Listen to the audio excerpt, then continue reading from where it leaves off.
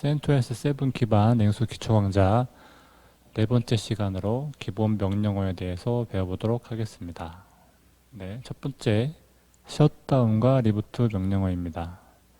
셧다운은 리눅스를 끄거나 재부팅할 수 있는 명령어고요. 마찬가지로 리부트 명령어도 재부팅할 수 있는 명령어입니다.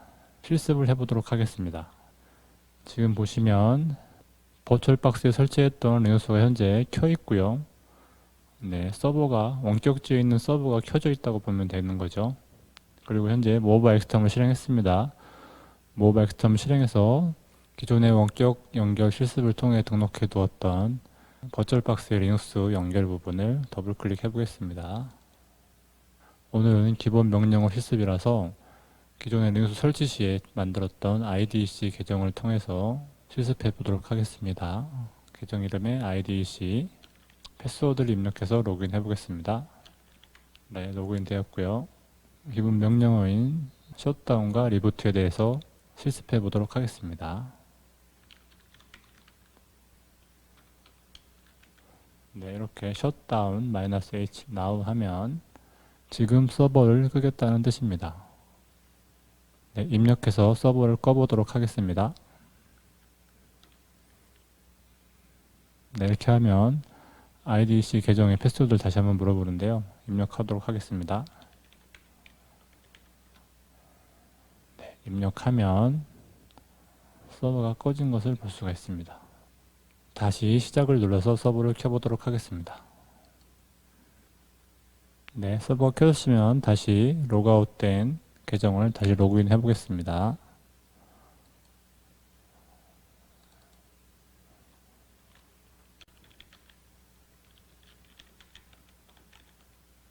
네, 다시 로그인 했고요. 셧다운 -r now를 입력하면 서버를 재부팅하게 되는데요. 이번에는 리부트 명령어로 재부팅을 해보도록 하겠습니다. REBOT 리부트 입력하면 리눅스가 설치된 서버가 재부팅 되는 걸 확인할 수가 있습니다. 리부트 입력하겠습니다. 입력하면 다시 한번 패스워드를 물어보는데요. 입력하겠습니다.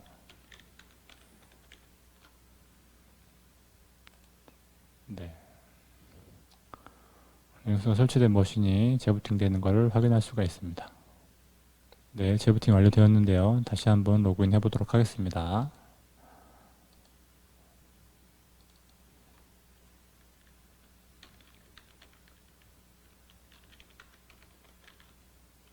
네, 셧다운과 리부트 명령을 알아봤는데요. 다음은 EXIT 로그아웃 명령어를 알아보도록 하겠습니다. EXIT 로그아웃 명령어는 저희가 원격 접속을 통해서 터미널에 로그인했을 때 원격 접속을 끊는 명령어입니다. 서버는 끄지 않고 원격 접속만 끊는 명령어라고 보시면 되겠습니다. 그럼 실습을 통해서 알아보도록 하겠습니다. 네, 현재 로그인된 상태에서 EXIT를 입력하면 접속이 끊어집니다. EXIT 하고 엔터 클릭하면 접속이 끊어진 것을 볼 수가 있습니다. 네, 다시 한번 로그인 하시고요. 네, 로그아웃도 똑같이 접속이 끊어집니다. 다시 한번 로그인 해보겠습니다.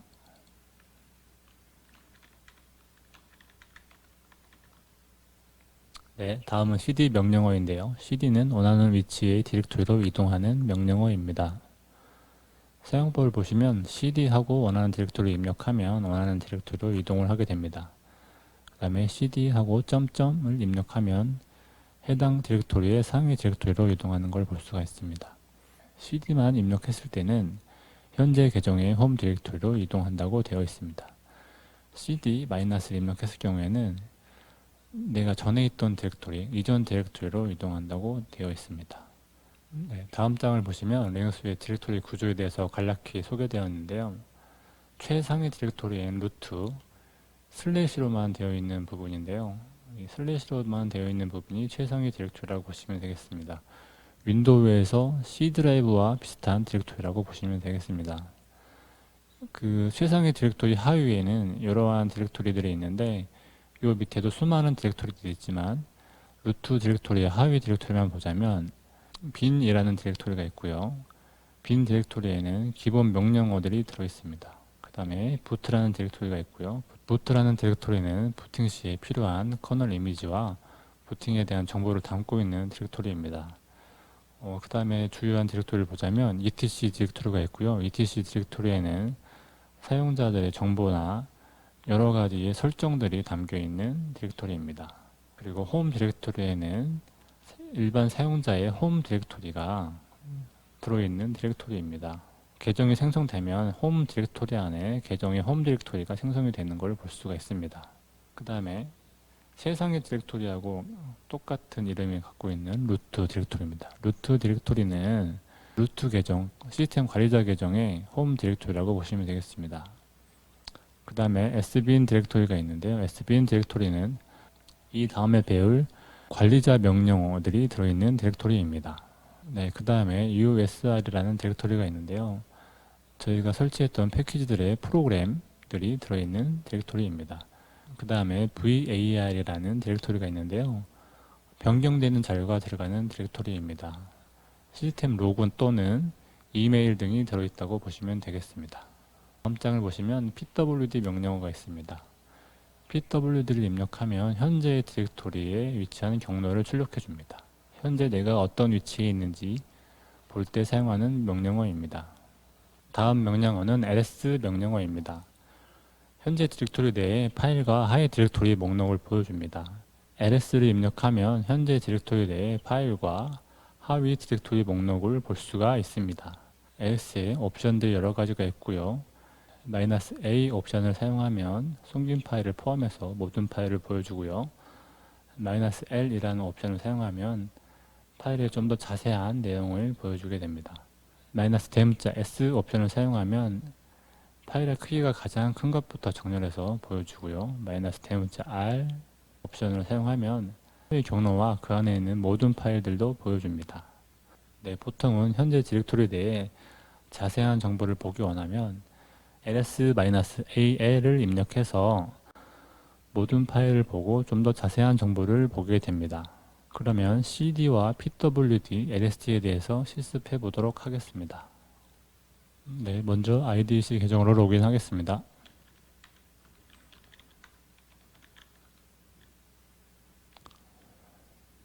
네, cd 홈으로 이동하시고요.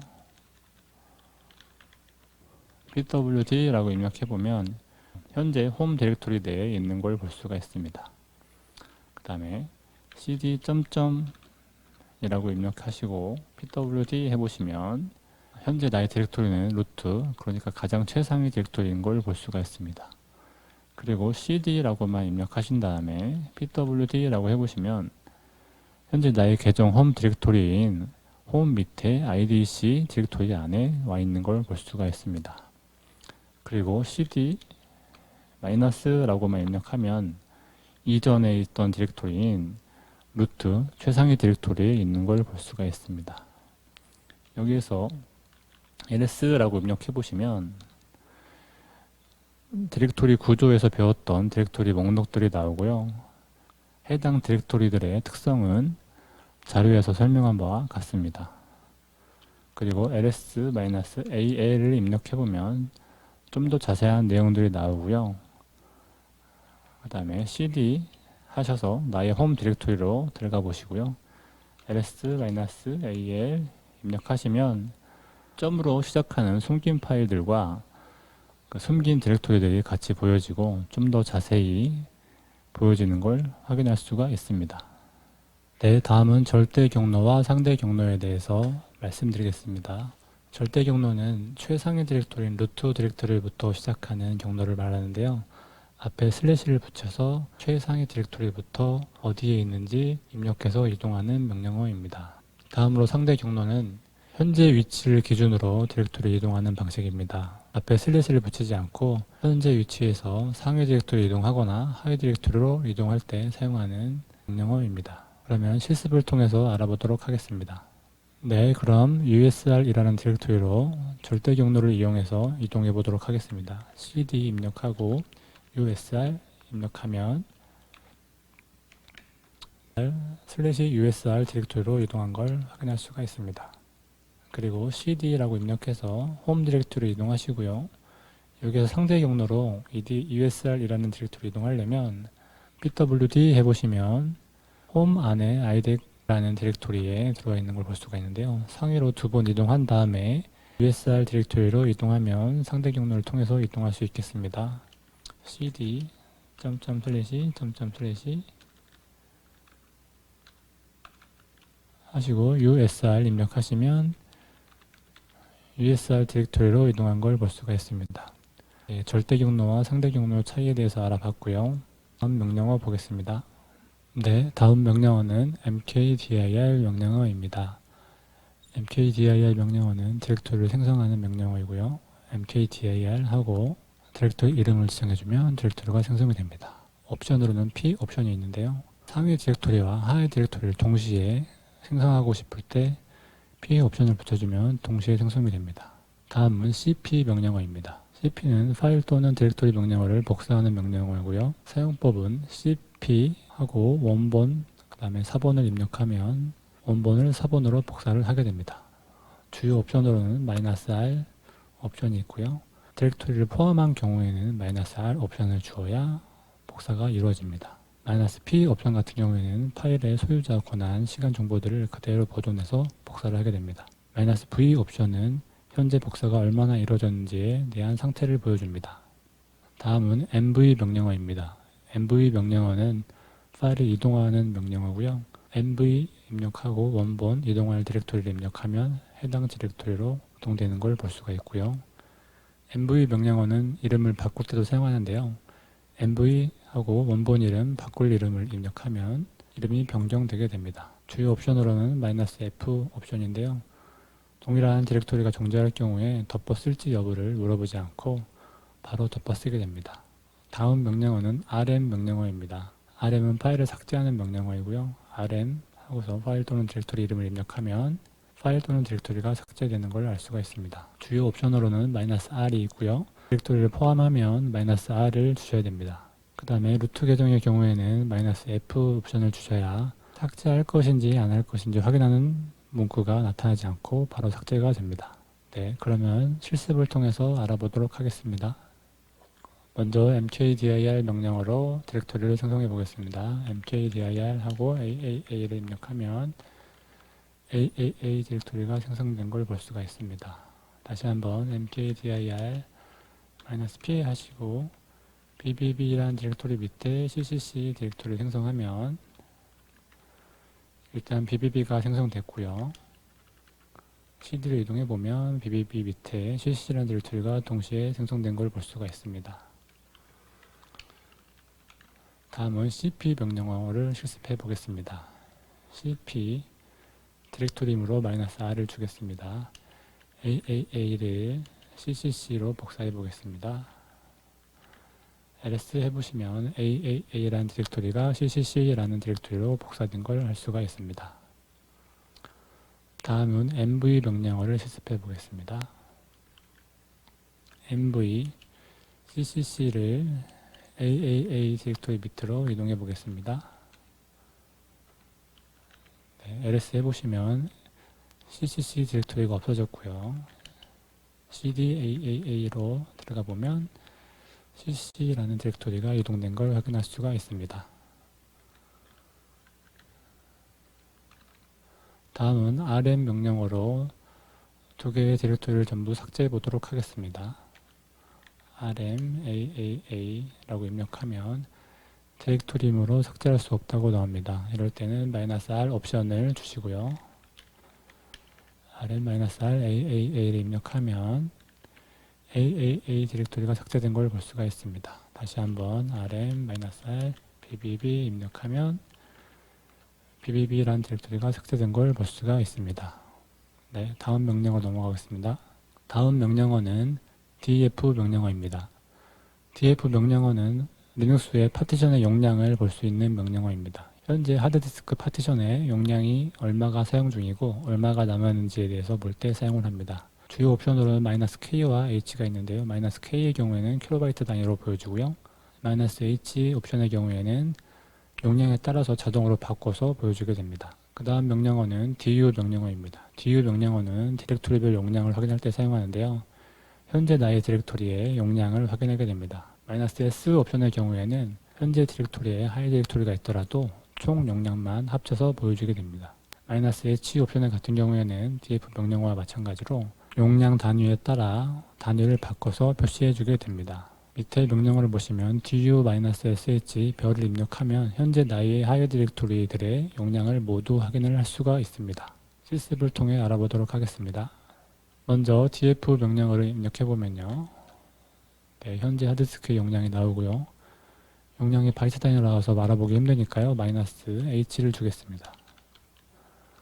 네, -h를 주면 알아보기 편하게 용량이 표시되는 걸 볼 수가 있습니다. 그 다음에 du 명령어를 해보겠습니다. du라고 입력하시면 현재 나의 하위 디렉토리의 용량을 확인할 수가 있습니다. 그 다음에 현재 디렉토리가 하나도 없으므로 디렉토리 하나 만들어 보도록 하겠습니다.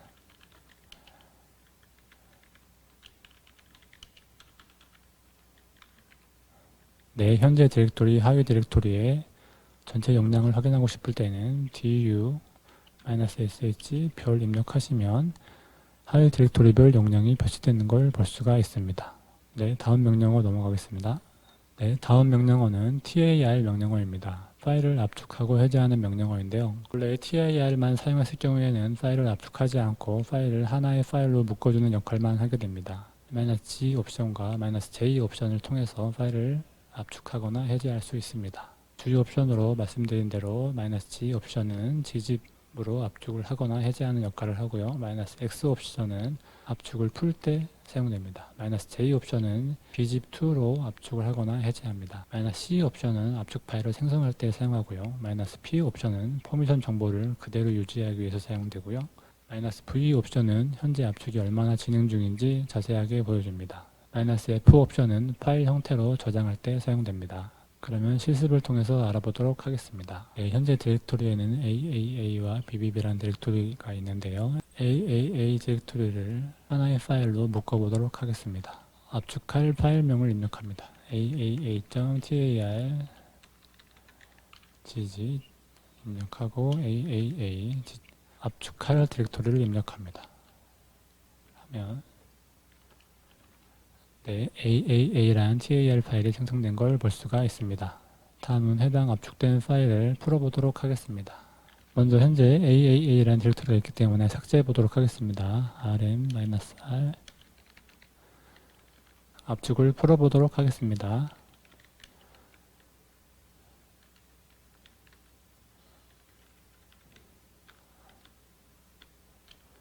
tar-xvzf 입력하시고 aaa.tar gzip 입력하시면 압축이 풀려서 AAA라는 디렉토리가 생긴 걸 확인할 수가 있습니다. 네, 다음은 -j 옵션을 추가해서 bzip2 파일로 압축을 해보도록 하겠습니다. tar cv jf 그 다음에 bbb.tar bzip2 입력하시고 bbb 입력합니다. 그러면 bzip2 파일로 압축이 된 것을 확인할 수가 있습니다. 네, 다음은 bzip2 파일로 압축된 파일을 압축 해제해 보도록 하겠습니다. 네, bbb라는 디렉토리가 있기 때문에 삭제해 보시고요. tar-xvjf bbb.tar gzip 입력하시면 삭제되었던 bbb 디렉토리가 생성된 걸 확인할 수가 있습니다. 다음 명령어 넘어가겠습니다. 다음 명령어는 ifconfig 명령어입니다. ifconfig 명령어는 현재 머신의 IP 정보를 확인할 때 사용합니다. 다음은 find 명령어인데요. find는 디렉토리나 파일을 찾을 때 사용합니다. 주요 옵션으로는 name, user, perm, type 등이 사용되는데요. 보통 이름으로 찾을 때 name 옵션을 자주 사용합니다. 그럼 실습을 통해 알아보도록 하겠습니다. 먼저 ifconfig 명령어입니다. ifconfig 입력하시면 현재 머신의 IP 정보가 나오는 걸 확인할 수가 있습니다. 다음은 find 명령어인데요. find 명령어로 AAA라는 파일을 찾아보도록 하겠습니다. 먼저 find 입력하시고요. 다음에 어디서부터 찾을 건지 현재 디렉토리다 그러면 //라고 입력하시면 되고요. 그 다음에 현재 디렉토리 밑에 있는 이름에 AAA란 디렉토리를 찾고 싶으면 -name AAA를 입력하시면 AAA라는 디렉토리를 찾는 것을 확인할 수가 있습니다. 네, 다음 명령어 넘어가겠습니다. 다음은 FTP 명령어입니다. FTP 명령어는 FTP 서버에 접속해서 파일을 다운로드 받을 때 사용되게 됩니다. 먼저 FTP 명령어를 입력하고요. 그 다음에 open 하고선 호스트 IP를 입력해서 접속을 하게 됩니다. 그 다음에 FTP가 접속된 상태에서 모드를 수동 모드냐 능동 모드냐를 선택할 때 패시브 모드를 선택하는데요. 패시브 명령어는 보통 디렉토리 목록이 출력이 안 될 때 패시브 명령어로 수동 모드와 능동 모드를 변경하게 됩니다. 그 다음에는 BI 모드인데요. BI는 전송 방식을 바이너리 모드로 변경할 때 사용되고요. AS는 전송 방식을 ASCII 모드로 변경될 때 사용합니다. 그 다음에 get 하고 파일명을 입력하면 해당 파일을 내 PC에 다운로드 받게 됩니다. put 입력하고 파일명을 입력하면 내 PC에 있는 파일을 해당 FTP 서버에 업로드할 때 사용됩니다. LCD는 현재 FTP가 접속되어 있는 상태의 FTP 서버의 경로를 바꾸는 것이 아니라 내 PC의 경로를 바꿀 때 사용되게 됩니다. mget과 mput이 있는데요. mget, mput 같은 경우에는 여러 개의 파일을 다운로드할 때 사용됩니다. 그리고 qt 명령어가 있는데요. qt는 FTP 접속을 종료할 때 사용됩니다. 그럼 실습을 통해서 알아보도록 하겠습니다. 먼저 FTP 입력하시고요. 네, 아이들에게 ED2를 다운받을 수 있는 FTP 서버로 접속해 보도록 하겠습니다. 오픈 입력하시고 네, FTP 서버의 주소를 입력합니다. 그 다음에 포트가 21번이 아니라 다른 포트일 경우에는 포트 또한 입력하면 됩니다. 저희 ED2를 다운받을 수 있는 FTP 서버는 포트가 2121이기 때문에 2121로 접속해 보겠습니다. 네, 그러면 아이디를 물어보고요. 아이디를 입력하면 되겠습니다. 그 다음에 입력한 아이디의 패스워드를 물어보는데요. 패스워드를 입력하면 되겠습니다. 네, ls 해보시면 접속이 된 걸 확인할 수가 있고요. BI라는 옵션을 넣어보면 네, 바이너리 모드로 다운이 된다라고 되어 있고요. AS라는 걸 넣어보시면 네, ASCII 모드로 바뀌었다고 확인이 됩니다. 다음은 패시브라는 명령어를 넣어보겠습니다. 네, 패시브 모드가 오프 되었다고 나오고요. 똑같이 패시브 모드를 다시 한번 입력해 보시면 다시 패시브 모드가 온 되었다고 나옵니다. 그러면 CD로 이동해서 파일을 다운로드 받아보도록 하겠습니다.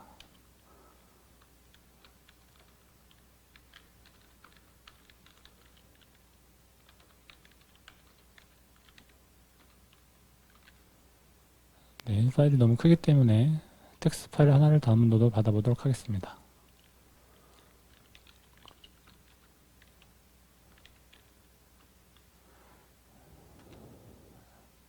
네, 그럼 qt로 FTP 접속을 종료해서 실제로 파일이 다운로드 받아졌는지 확인해 보도록 하겠습니다. 네, 텍스트 파일 하나가 다운로드 받아진 걸 확인할 수가 있습니다. 다음 명령어 확인해 보겠습니다. 다음은 파일즐라 FTP 클라이언트를 설치하는 방법인데요. 보통 윈도우에 익숙한 사용자들이 FTP 명령어를 통해서 파일을 다운로드 받는 게 까다로울 텐데요. 그래서 GUI 방식으로 FTP 클라이언트를 설치해서 사용하는 방법을 확인해 보겠습니다. 네, 그럼 실습을 통해서 알아보도록 하겠습니다. 네, 저희가 기타 설정에서 사용했던 YUM 명령어를 통해서 파일즐라 클라이언트를 설치할 건데요. 그러기 위해서는 루트 계정으로 접속을 해야 됩니다. 루트 계정으로 접속해 보겠습니다.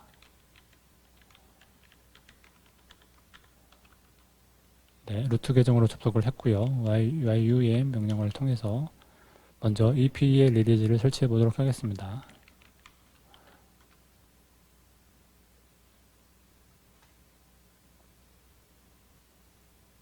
네, Y 누르시고요. 네, EPEL 리리즈가 설치가 됐고요.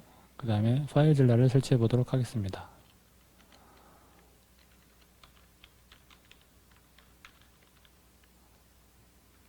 네, Y 누르시고요.